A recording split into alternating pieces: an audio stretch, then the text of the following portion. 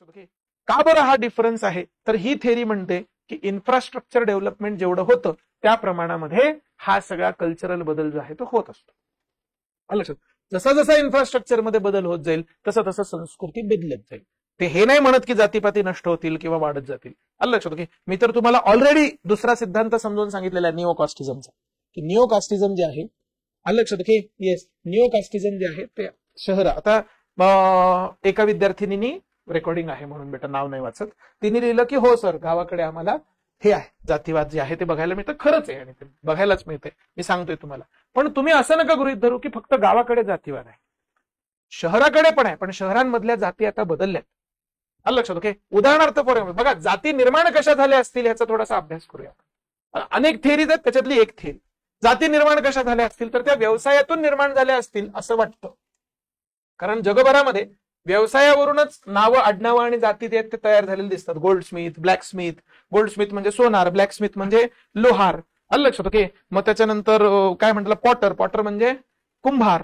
हे हॅरी पॉटरचं आडनाव काय, पॉटर आहे. आलं लक्षात ओके. हे सगळे जे आहेत ते जातीवरून आडनाव, आपल्याकडचे आडनाव सगळे ऑलरेडी तुम्हाला माहिती आहेत म्हणून सांगितले, ते बाहेरचे पण आडनाव सांगितले. आलं लक्षात ओके. येस, आहे की नाही. पण व्यवसायावरून, सर माणसांच्या व्यवसायावरून जात कसं काय तयार झाली अख्खीच्या अख्खी? तर ती कशी तयार झाली असेल की एखादा माणूस आहे, गृहीत धरूया की याचा लोहार कामाचा व्यवसाय आहे, चांगला व्यवसाय चालतो, तिथले जे स्थानिक लोक आहेत त्यांचे शेताचे अवजारं, युद्धाचे अवजारं त्याच्याकडून बनवून घेतात, मग त्याच्याकडे छान मोठी भट्टी आहे.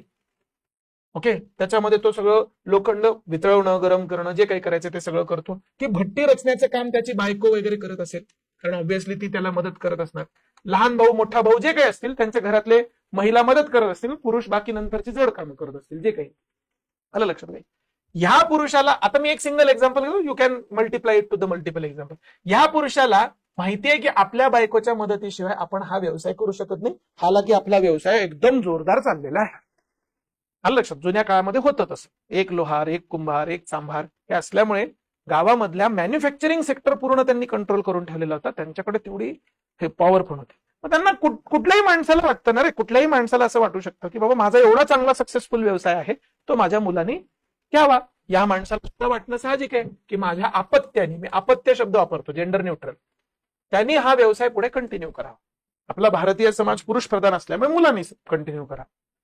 आता मुलांनी जर व्यवसाय कंटिन्यू करायचा असेल तर मला जसं माझी बायको भट्टी लावण्यासाठी मदत करते किंवा मी जी हत्यारं बनवतो ते, मी इकडे मागे वर्कशॉपमध्ये काम करत असताना फ्रंटला कोणी हत्यारं वगैरे विकत घ्यायला येतं तर त्याला हत्यारं विकते वगैरे, हे सगळं माझी बायको जशी मला मदत करते तशी याला सुद्धा एक अशी बायको आणावी जिला या लोहाराचं जीवन सगळं कळतं. एखादा लोहार कसा असणार आहे, एखाद्या लोहाराचं जीवन कसं असणार आहे, अशी बायको त्याला आणावी असं त्याला वाटतं. आणि म्हणून तो काय प्रयत्न करतो की त्याचा जो लोहार मित्र आहे त्या लोहार मित्राला सांगतो की तुझी मुलगी, तुझ्या मुलीने लहानपणापासून मोठं होईपर्यंत तुझं सगळं जीवन बघितलेलं आहे, तू काय कर, तुझी मुलगी माझ्या मुलाला दे. ओके. एक लोहार दुसऱ्या लोहारासोबत काय करतो, व्यवहार, बेटीचा व्यवहार, खरं बेटीचा व्यवहार असं म्हणायचं नाही, पण तो बेटीचा व्यवहार करतो, बरोबर आहे, म्हणजे त्यांचं लग्न होतं.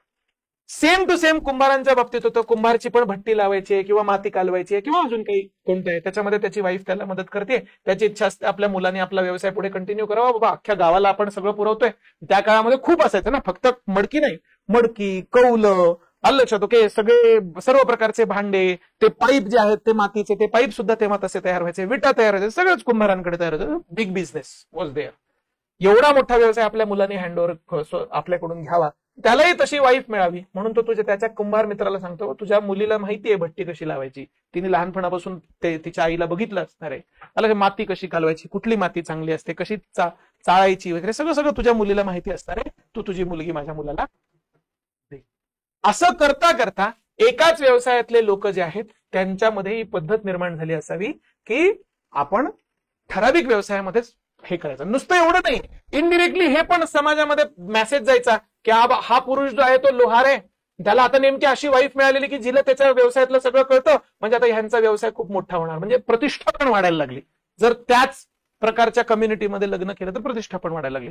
आणि हळूहळू व्यवसायाच्या मुळे असणारे जे काय म्हणतात संबंध आहेत हे जातींमध्ये कन्सोलिडेट व्हायला लागले. लोहार लोकांची एक वेगळी जात झाली, चांभार लोकांची एक वेगळी जात झाली, कुंभार लोकांची एक वेगळी जात झाली. असं कळता करता सगळे मॅन्युफॅक्चरिंग सेक्टर, म्हणजे त्या काळचे श्रीमंत राहिले असणार आहेत हे सगळे लोक. मॅन्युफॅक्चरिंग सेक्टर आज पण श्रीमंत आहे, त्या काळात पण श्रीमंत राहिलं असणार आहे, चॅलेंजेस नाहीये. आज तुम्ही बघा ना, फॉर एक्झाम्पल आज आपण असं घेऊया की एखादा चपला बुटांचा ब्रँड आहे. ओके, जर तुम्हाला माहिती पडलं की अमुक अमुक व्यक्ती, हा जो व्यक्ती आहे ह्या चपलाच्या ब्रँडचा मालक आहे, तुम्हाला प्रतिष्ठा वाटतेच ना, आहे की नाही? सेम तसं त्या काळामध्ये राहिलं असेल असं एक थिअरी सांगते. आजच्या काळाकडे येऊया. आजच्या काळाकडे काय बघायला मिळतं तुम्हाला? एक डॉक्टर जो आहे हा डॉक्टर त्याच्यासाठी डॉक्टर बायको शोधतो. आता मी तुम्हाला त्याच्या कणभर पुढे जाऊन सांगतो की आज परिस्थिती अशी आहे की फक्त एका व्यवसायाला नको, मी आधी बाकीच्या व्यवसायांची उदाहरणं लिहितो मग पुढची परिस्थिती सांगतो. एक वकील जो आहे तो प्रयत्न करतो की त्याला त्याची वाईफ वकीलच मिळावी. एक सीए जो आहे, सीए प्रॅक्टिसिंग सीए ज्याला आपण म्हणूया, तो प्रयत्न करतो त्याला त्याची वाईफ प्रॅक्टिसिंग सीए प्रयत्न करतो. आलं लक्षात? ओके, एखादा डॉक्टर झाला, वकील झाला, सीए झाला, आलं लक्षात? Okay, yes. अजून एखादा घेऊया ज्याच्यामध्ये थोडंसं असं बघायला मिळतं. असं पण आता तुम्हीच सगळेजण फॉर एक्झाम्पल तुम्ही सिव्हिल सर्व्हिसेस कराल, आलं लक्षात? सिव्हिल सर्व्हिसेस केल्यानंतर तुमच्यातले जे अनमॅरिड लोक आहेत, खूप सारे लोक जे आहेत ते दुसऱ्या ऑफिसर सोबतच लग्न करतात. होतं असं काही, त्याच्यामध्ये हे नाही पण करतात. आलं लक्षात? बऱ्याच वेळा ह्याच्यामध्ये जातीची बंधनं नष्ट पण होतात की मी जात नाही फॉलो करणार आहे, पण मी IAS आहे, तो IPS आहे आणि मग आम्ही दोघं लग्न करतोय, किंवा मी IPS आहे, ती IAS आहे, किंवा तो IAS आहे आणि मी लग्न करतोय. आलं लक्षात? अशी लग्न झालेली दिसतील तुम्हाला खूप सारे. बरं, नुसतं एवढं नाहीये, डॉक्टरच्या मध्ये जर डेंटिस्ट असेल, बॉय डेंटिस्ट असेल तर तो प्रयत्न करतो गर्ल सुद्धा डेंटिस्ट असेल पाहिजे, किंवा गर्ल डेंटिस्ट असेल तर ती प्रयत्न करते बॉय सुद्धा डेंटिस्ट किंवा ऑर्थोपेडिक असला पाहिजे.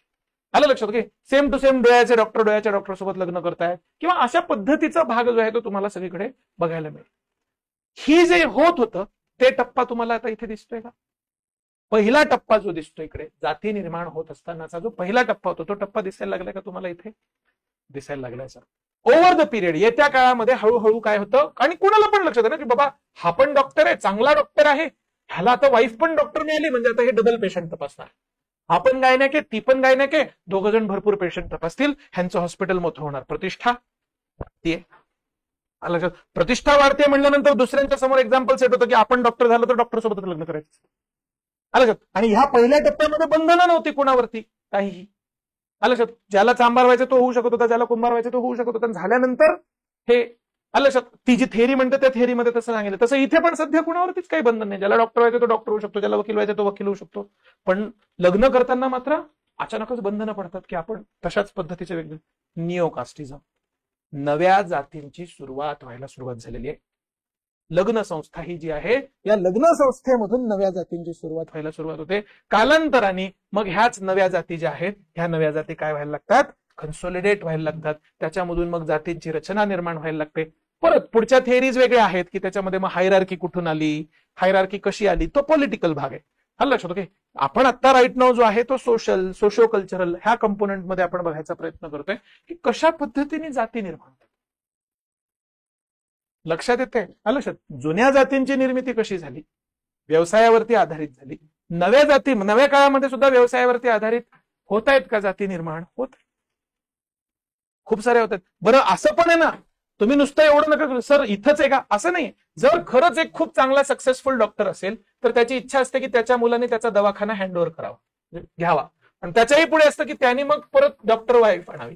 तुम्ही जर द हिंदू किंवा अशा वृत्तपत्रांमध्ये जर ते मॅट्रिमोनियल ऍडव्हर्टायझेस बघितलेले असतील तर त्याच्यामध्ये लिहिलेलं असतं की आम्हाला अमुक प्रोफेशनचीच सून पाहिजे, कास्ट इज नो बार, असं लिहायला सुरुवात झालेली ऑलरेडी. तुम्ही बघा, लक्षात? अमुक प्रोफेशनचाच नवरा पाहिजे, कास्ट इज नो बार, अमुक प्रोफेशनचीच मुलगी पाहिजे, कास्ट इज नो बार, असं लिहायला सुरुवात झालेली ऑलरेडी. आणि असं नाही की आज झाली, चांगले 20 वर्ष झाली. सांगायचा मुद्दा असा की नव्या जातींची निर्मिती जी आहे ती अशा पद्धतीने होत असते, होतीच ती. समाजाच्या मध्ये अशी रचना जी आहे ही सातत्याने काय होत असते? बदलत असते.